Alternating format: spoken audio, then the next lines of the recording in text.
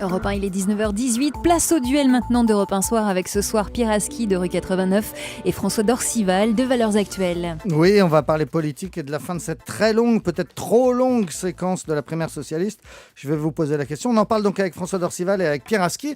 On vous avait invité l'un et l'autre avant de savoir, Pierre Aski, que vous alliez être l'homme du jour. On en a parlé depuis 18 heures. Il y a un preneur d'otages qui a retenu 2 personnes dans une agence de Pôle emploi à Paris à la mi-journée et qui aussitôt a appelé votre site internet rue 89. Vous avez été, je crois, près de 3 heures en ligne avec lui. Oui, tout à fait. En fait, il a appelé une première fois pour annoncer sa prise d'otage et m'envoyer son manifeste. Et puis après, il a rappelé pour dire « Je vois des hommes cagoulés qui approchent, ils vont attaquer. Je vais laisser le téléphone branché, comme ça vous allez assister à ma mort en direct. » Et en fait, il ne s'est pas passé exactement ça. Et ça a duré 3 heures où le téléphone est resté branché. De temps en temps, il venait parler. De temps en temps, il parlait à ses otages. De temps en temps, il négociait avec la police au téléphone. Et vous entendiez tout. On a tout entendu pendant 3 heures et on a été en contact permanent jusqu'au moment où il a repris le téléphone et dit « Bon, ben, maintenant, je crois que je vais arrêter. » Je vais me rendre, oui. Et votre rôle, vous, ça a été quoi Moi, je lui ai dit à un moment que son objectif, qui était de faire connaître ses idées, puisqu'il avait un manifeste, alors on en pense ce qu'on veut après, il l'avait atteint, puisque toute la France ne parlait que de ça.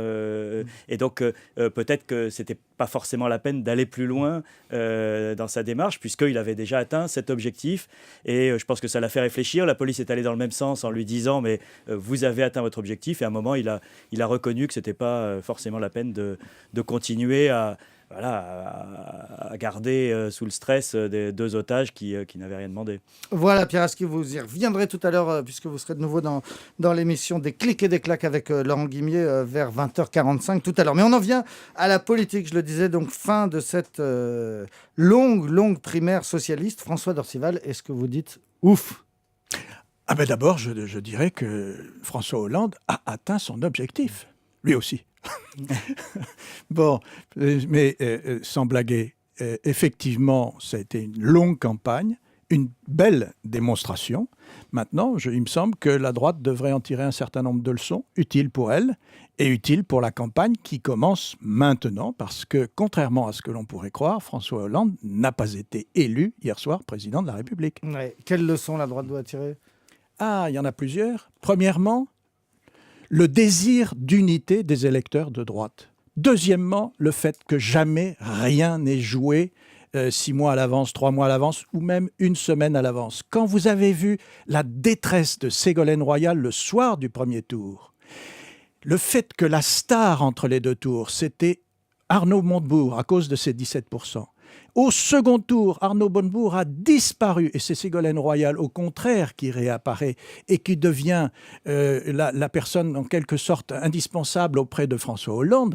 Vous vous dites que quand même les choses changent vite dans l'univers politique et c'est vrai. Et donc, cela compte pour Nicolas Sarkozy, pour la droite en général, et je pense qu'ils vont en tirer les leçons. Pierre Aski. Je pense qu'il y a des heureux et des moins heureux après ce qui s'est passé. Parmi les heureux, je pense qu'on peut compter Jean-Luc Mélenchon. Il préfère certainement avoir un PS du côté du centre-gauche qui lui laisse un champ plutôt large à la gauche de la gauche. Donc pour lui, c'est bien. Moins heureux, François Bayrou peut-être, qui avait tout à gagner à un PS radical plutôt qu'à un PS mou, entre guillemets. C'est celui qui voulait d'ailleurs. Voilà. Et puis évidemment, il y a le grand dilemme aujourd'hui de la droite. Alors on voit bien qu'elle est mauvaise perdante d'ailleurs, alors qu'on ne lui avait rien demandé. Mais il y a des petites piques, il y a des phrases inutiles. Nadine Morano qui se mêle de je ne sais pas quoi en demandant que Martine Aubry démissionne du secrétariat du PS. On croit rêver, c'est quand même pas son parti. Et aujourd'hui, il faut qu'ils définissent une stratégie parce qu'ils ont l'intention d'utiliser, en gros, les pics de Martine Aubry contre Hollande et de les reprendre à leur compte. Mais ça n'a pas marché puisque Hollande a été choisi par les électeurs de gauche. Donc franchement, il va falloir qu'ils réfléchissent dur avant de définir par quel angle ils vont attaquer François Hollande. C'est-à-dire que ce qui est déséquilibrant ou déstabilisant, c'est le fait que pour la première fois, et c'est historique, et c'est probablement grâce aux primaires, un candidat socialiste prend les socialistes et la gauche, non pas par la gauche, mais par la droite. Et donc, c'est vrai que quand Martine Aubry dit « Je n'aime pas qu'un homme de gauche emploie des mots de droite », ce qu'elle disait encore samedi dans Le Parisien, d'une certaine façon, c'était vrai. Et donc, ce comportement-là, qui a réussi à François Hollande, montre que en effet, il va mettre en place maintenant une stratégie, c'est là-dessus qu'on l'attend évidemment. Jusqu'à présent, qu'est-ce qu'il a fait gagner François Hollande ? Le fait que depuis le début, il n'a pas changé de ligne.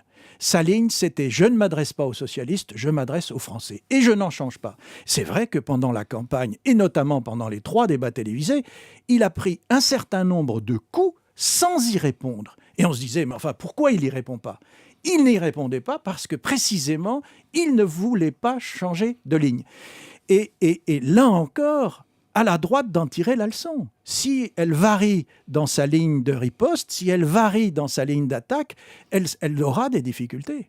Il était à 3% dans les sondages à un moment. Au mois de janvier. Au plus bas. Au mois de janvier, 3% d'intention de vote. Mais à l'époque, c'était DSK la star. Oui, et on disait que la seule manière pour François Hollande d'être élu, c'était que DSK soit dans le même avion que Martine Aubry et qu'il s'écrase je ne sais plus où. Enfin bref, il y avait un concours de circonstances exceptionnel pour qu'il arrive à passer. Et il s'est produit pour DSK, mais pas pour Martine. Il s'est produit, voilà, il a eu la ténacité. Et je pense que François Dorcival a raison.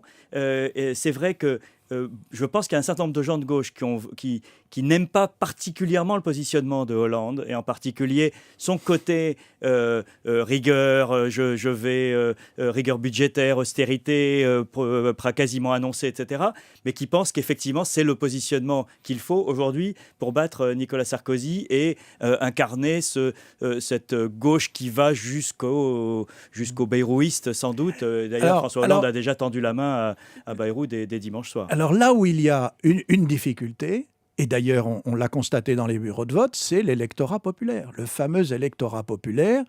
Vous vous rappelez de Terra Nova et d'Olivier Ferrand qui ont en quelque sorte dit à la gauche, écoutez, l'électorat populaire, il n'est plus chez vous, il n'est plus à vous, donc c'est fini.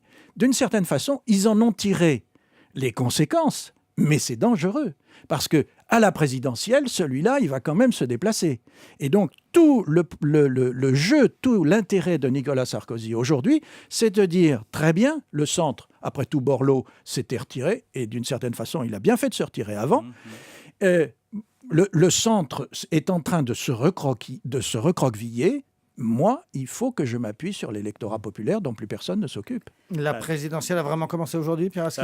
Oui, certainement. Ça va être long, sur l'électorat populaire, c'est Mélenchon qui va faire ça à gauche. C'est pas François Hollande qui va aller le chercher. Mais c'est évident que la campagne a commencé. Je pense que la prochaine séquence, à part les escarmouches de cette semaine où l'UMP va essayer de casser le programme du PS, ça va être le G20 où là, Nicolas Sarkozy va pouvoir montrer par des photos formidables avec Obama, Rucinta et les autres que lui, il a une stature, qu'il est un homme d'État à l'échelle mondiale, alors que Hollande n'est que le président du Conseil général de la Corrèze. Oui, absolument.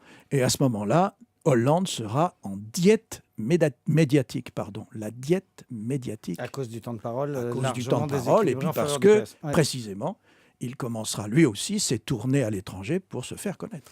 Pierre Aski de Rue 89 face à François Dorcival de Valeurs Actuelles. Merci beaucoup à tous les deux. Dans un instant, Karine Viard qui joue une inspectrice de la brigade des mineurs dans le film Police face à une vraie commissaire de la brigade des mineurs. À tout de suite. Nicolas Poincaré sur Europe 1.